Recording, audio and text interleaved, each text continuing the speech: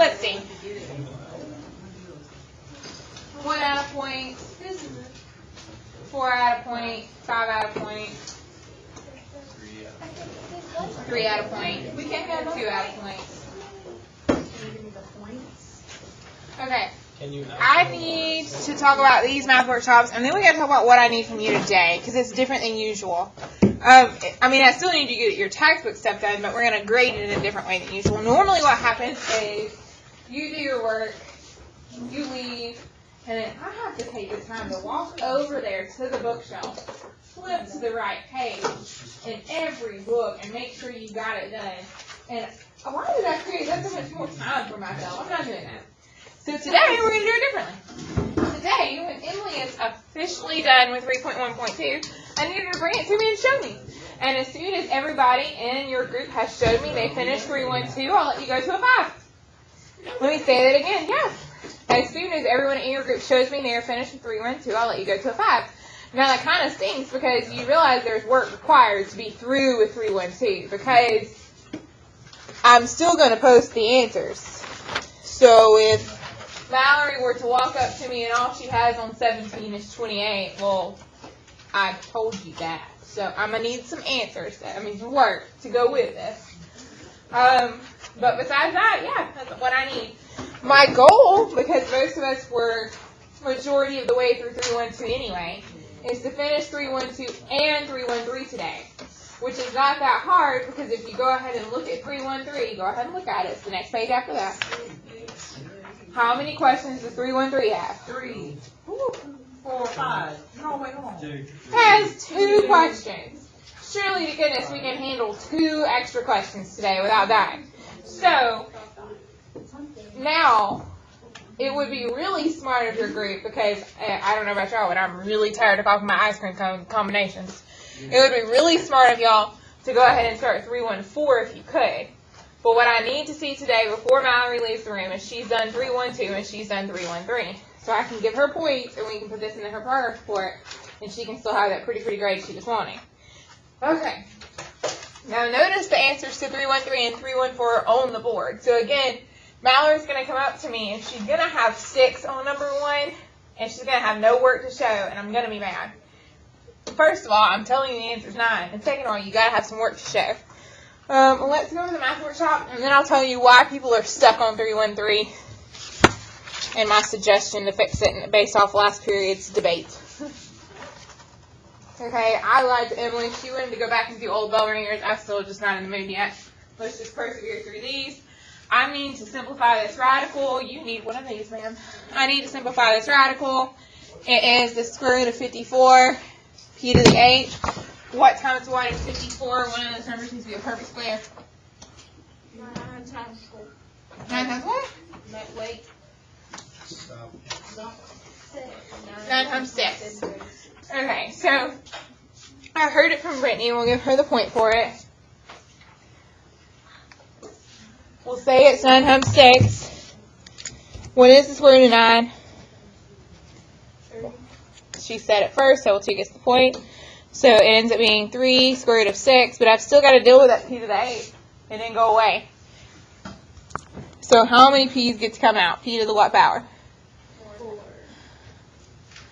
Okay, 1 and 2 get a point. So our answer is 3p to the 4th square root of 6. Another easy point available. Number 10 is going to have a t left under the radical. Why? Because it's got an even number exponent. 1 gets another point because it's 11. 11 is an odd number. Okay, what is the square root of 16? 8. 4. 4, yes. Brittany's she's still first somehow through it all. So she's got 4, and then we've got to deal with the t's. So what about the t's? Okay, 1 and 5 get a point. Okay, next we've got 72. I need 2 numbers that multiply to 72. 9 and 8. That's what I thought too, and I was going to go with it, but don't go with it.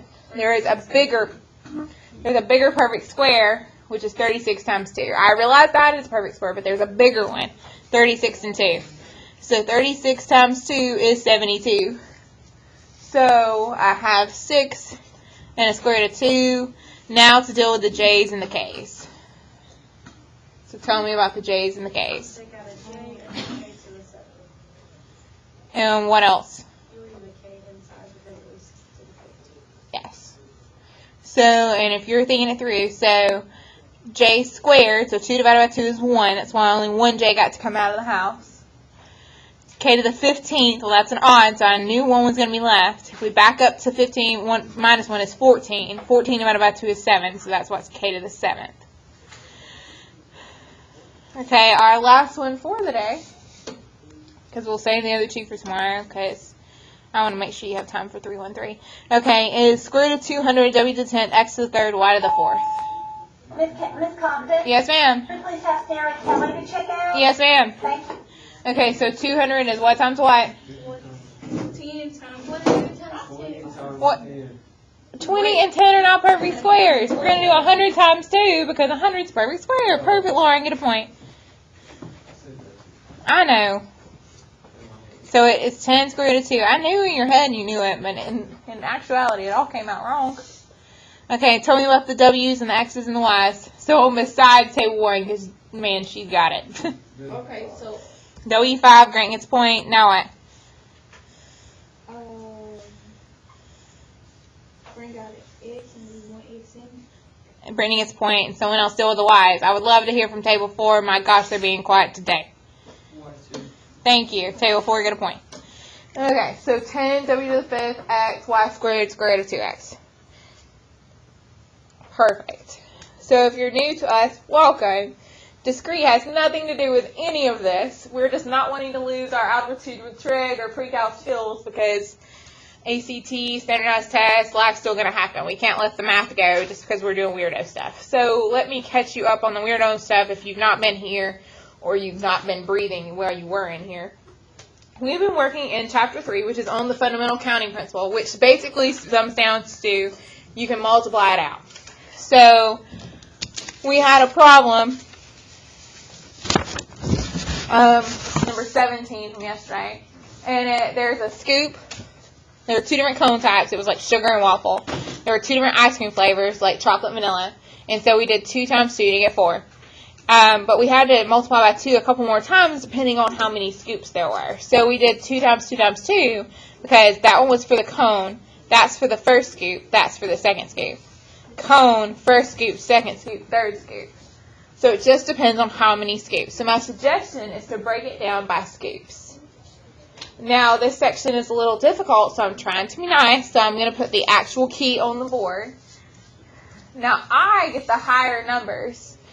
And the reason I get the higher numbers is because I'm too lazy to go back through and actually cross out duplicates.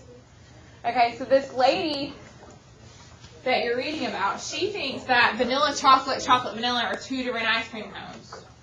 So when she works it out, she gets the smaller numbers because she actually goes back through and gets rid of any duplicates like this. That's not what I do. I'm too lazy for that. But what stinks is if you go to, so that's 312, which you should almost be finished with unless you're brand new, which you're just here. We're fine. 313 is a little confusing because the difference between 312 and 313 is that in 313, you've got to get rid of duplicates. So if you see a chocolate vanilla and a vanilla chocolate, you've got to discount one of them because you can't have them because they match. So finally, someone who makes sense and owns a ice cream shop understands those are the same ice cream cone and she doesn't want any duplicates. So you have to go through and count all the duplicates. My suggestion is not a tree diagram. My suggestion is not the fundamental counting principle. My suggestion is literally to draw pictures like chocolate, chocolate, vanilla, vanilla, strawberry, strawberry, and list them all out like this and cross out which ones are right or wrong. Okay, when you get there, if you're stuck, definitely come see me. Otherwise, 312 is all on you. Are there any questions? Okay, when you finish 312 or 313, come show it to me. You got